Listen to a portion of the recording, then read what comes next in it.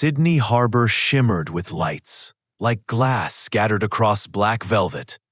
In Barangaroo, where the skyscrapers looked down at the water, and waiters moved almost silently, sat Andrew Callahan, a man whose name made bankers tense and journalists swallow their questions. He wore a flawless dark suit and the habit of never smiling. Beside him, his 9-year-old son, Oliver. To everyone, Ollie. Thin, attentive, with the eyes of a child who had learned to wait. 5 years ago, a crash had taken the movement from his legs. The best specialists, private clinics, months of rehabilitation, all without change. Andrew glanced at his watch for the third time, tapping a steady, impatient rhythm on the table. The waiter hurried with apologies, but speed was never the real problem. Then, a sound broke the air. Soft, bare footsteps on stone. The simple girl, in a faded blue dress from a second-hand store. Hair in 2 braids, a small plaster on her knee. She walked between the tables as if crossing an open field, asking no permission, and stopped at theirs. "Give me something to eat," she said quietly, steadily, "and I'll help your son." The air froze. Somebody dropped a fork. Andrew raised his eyes slowly. "Do you understand what you're saying?"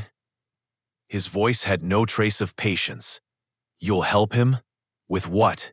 Prayer? A trick?" The girl didn't look away.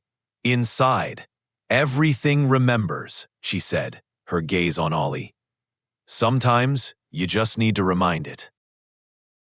Oliver's eyes were locked on hers, as if she'd opened a door he'd been looking for all these years. "Security," Andrew said sharply. The manager, 3 tables away, stiffened. "Dad." Ollie's voice was barely above a whisper. "Please." The girl stepped closer, knelt before the wheelchair, and placed her hands gently on his knees. No light, no spectacle, only the stillness of a room that had taken one long breath and forgotten to let it go. "That's enough," Andrew said, his voice cutting the moment in half. "Leave." She rose, nodded to the boy, and turned toward the door. And in that instant, Ollie's eyes squeezed shut. He inhaled sharply. His toes twitched. "Warm," he murmured. Andrew spun toward him so fast the chair scraped the floor. "What?" "It's like tingling. Just a little." Something in Andrew's chest dropped, hard. He pushed back from the table, threw cash on the marble without counting, and ran through the glass doors onto the waterfront. The evening wind smelled of salt and grilled snapper. He searched the walkway. "Hey, girl!" His voice carried into the night. But she was gone. Andrew didn't sleep. He pulled every camera feed from the restaurant, the streets, the light rail to Central, buses to Parramatta.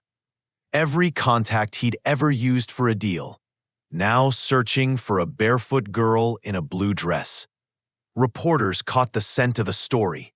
Callahan chasing a child? The headlines wrote themselves. He ignored them, hired private investigators, knocked on doors at shelters, Redfern, Glebe, Marrickville, Liverpool, Cabramatta. A week later, his phone rang. "We've got a match. Cabramatta, Catholic Community Shelter. Girl named Matilda, Tilly." Cabramatta smelled of coffee and fish market air. Signs in Vietnamese and English shared the shop fronts. The shelter's paint peeled in long strips.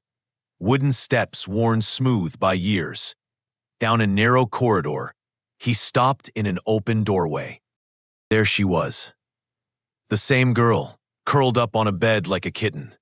And on the chair beside her, a woman with tired eyes and a straight back. She looked up. "Anne?" His voice caught. "Angela?" Angela Chan, once one of the best coordinators in his foundation. She'd vanished nearly a decade ago, after a staff optimization signed by his own hand. "You look surprised," she said quietly. "It's hard to recognize those you never wanted to see." He swallowed. "The girl, Matilda, Tilly." Angela said, "Yes, she didn't finish. She didn't need to." His chest tightened until the room felt too small. "I didn't know," he began. "You didn't want to know," she said without anger, but with steel in her voice. "I was pregnant. I worked until the last weeks. Came in sick to meetings. Your letter arrived the morning I could barely stand at the sink. Redundancy. Performance metrics. You can imagine the rest." He wanted to defend himself, to explain the numbers, the market, but the words died. There was nothing to explain. Tilly stirred, opened her eyes, and as if she decided long ago, said, "We can go with you, but I need to help Ollie first. You remember his name?" "I hear what people call each other inside," she said simply.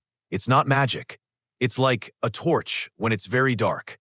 Andrew nodded, feeling for the first time in years that he wasn't in control and maybe didn't want to be. "Let's go." Andrew's house stood on a slope above the bay. Smooth concrete and glass. Cold minimalism. All the things that once felt like power now looked empty. Ollie waited in his room, staring out at the dark gardens. When the door opened softly, he didn't startle. It was as if he knew exactly who would walk in. "Hi," Tilly said. "Hi," he answered, smiling wider than Andrew had seen in years.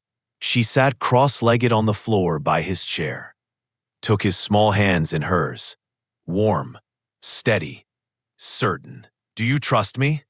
"Yes, since that night."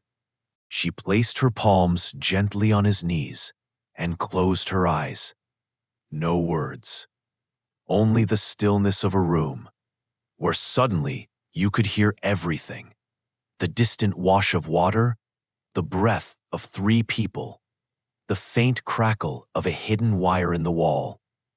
"It's coming," Ollie whispered, eyes wide. First warm, then like someone inside is remembering how to press the pedals. He braced his hands, pushed down, one leg, then the other. The bed creaked. He shook like a sapling in the wind, but he stood. He was standing, for the first time in 5 years. Andrew dropped to his knees so fast, his bones felt the shock. He held his son tight, forehead against his stomach. No words. The tears came without warning, clean, burning, like rain after fire. They stayed there, silent, as the room breathed with them. Then Tilly looked at Andrew, with the kind of gaze children have when they have nothing to prove. "Now it's your turn to stand up." Morning in the house smelled different. Toast, wet grass, laughter. But with it came the world's weight. Calls from lawyers, messages from the board, media requests. Yesterday's Steele Callahan looked vulnerable, and that smelled like opportunity to the wrong kind of people. "Are you going to explain what's happening?" asked Lachlan Harris, his longtime COO, who always had a spreadsheet ready.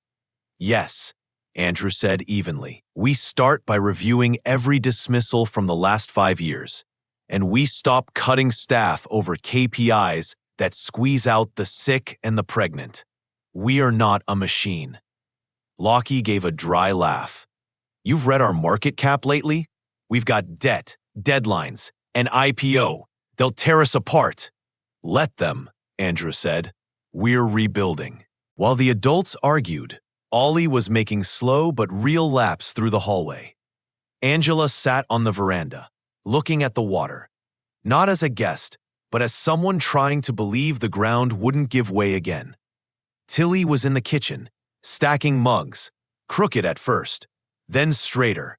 She asked for nothing, no money, no thanks.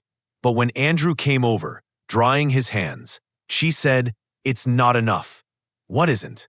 "Giving us a home and a job is good, but that's only half. The other half is making sure no one else falls where we were. You can do that." Andrew nodded. He already knew.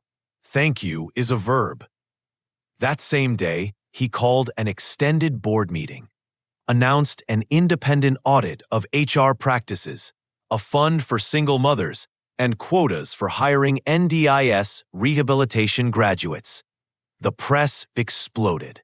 Callahan, madman or visionary? Some shareholders demanded an emergency vote to remove him. "They'll push you out," Lockie told him that night. "And maybe they should. We're not a charity." Andrew looked at his son, walking toward him on small, stubborn steps, and at the girl who watched it all, calm, as if she already saw tomorrow. "If doing the right thing costs me the comfortable thing," Andrew said quietly, "then that's how it has to be." 3 days after Andrew announced his social reforms, Sydney's morning radio was buzzing. Financial analysts in shock. The company's value is down. Agency ratings have dropped. All because of Andrew Callahan's sudden turn to humanity. Is this a new trend? Or the fall of an empire? At 9 a.m., the board gathered in a glass-walled room on the 40th floor. The harbor view was postcard perfect, but the air smelled of gunpowder. 7 people at a long table, all with tablets, charts, contracts. "Andrew," began the chairman, his irritation barely contained. "Your actions are, let's say, unpredictable. Investors want an explanation." "I've given one," Andrew said evenly. "We're giving back what we've taken." "This is business," one of the senior partners snapped. "There's no place for emotion here." "Then we've been wrong," Andrew replied. "Emotion is what we've been selling people under the name of brand. Now, I want it to be real." The chairman leaned back. "If you keep this up, we may have to initiate your removal." That evening, driving home, Andrew realized he wasn't afraid of losing the chair. Not anymore. On the veranda, he saw Ollie and Tilly, sitting with their legs over the edge, feeding ducks below. She spoke softly, and Ollie laughed, light, pure, like a boy freed from remembering he was broken. "Why did you choose us that night?" he asked when Tilly walked over. She shrugged. "I didn't choose. I was just walking. And then I saw that you were empty." "Me?" Andrew asked. "No," she said, her gaze steady. "Your dad." That night, Angela couldn't sleep. The bay breeze carried the scent of salt and eucalyptus. She stood at the window, sifting through years she tried to bury. The dismissal, pregnancy without support, the nights when Tilly slept wrapped in an old jacket on the floor of a laundromat, the queues at the help center, women looking at each other like mirrors no one wanted to face. When Andrew came into the kitchen for water, she turned. "I don't want you thinking you fixed everything by giving us a roof and a job," she said. "That doesn't erase the years. But you've given Tilly a chance, and if you don't ruin it, I won't hold the past against you." "Why does she," Andrew began searching, "why does she have this gift?" Angela gave a short laugh. "You think I know? Sometimes she just sits next to someone, and they start to cry, then talk, like a dam has broken. She knows when someone needs help, the way others know when rain is coming. But with Ollie, that wasn't just words." "Maybe," Angela said, Or maybe he just believed. Sometimes, that's the same thing. Andrew realized then, the how didn't matter. What mattered was that it had happened. A week later, the morning papers screamed, "Callahan on the edge, stock prices plunge, shareholders plot revolt. Social agenda or showmanship? Who gains from Callahan's reforms?" Outside the head office, a group of protesting investors waved placards. TV crews stood ready for a soundbite. Inside, Lockie met him with a thick stack of papers. "They're demanding an emergency meeting in 48 hours. If the vote goes against you, you're out. Then I'll convince them we're doing the right thing," Andrew said. "Convince? You'll need more than speeches. You'll need numbers." That evening, Andrew sat in the living room, listening to Ollie describe his latest milestone. 6 steps on his own. Tilly listened without interrupting, then said, "Tomorrow, you'll come with me. And your dad too." "Where?" Andrew asked. "You'll see," she said, "why we're doing all this." The next day, the 3 of them drove to Merrickville, an old brick rehabilitation center. The air smelled of timber and worn linoleum. Inside, dozens of people, children with cerebral palsy, teenagers recovering from accidents, adults learning to walk again. Some had modern walkers, others sat in wheelchairs older than they were. Tilly moved past them all, to a boy of about 7, trying to stand but falling back onto the mat. She knelt beside him, smiled, whispered something. He tried again, and stood for a few seconds before dropping back down. A ripple of clapping spread through the room.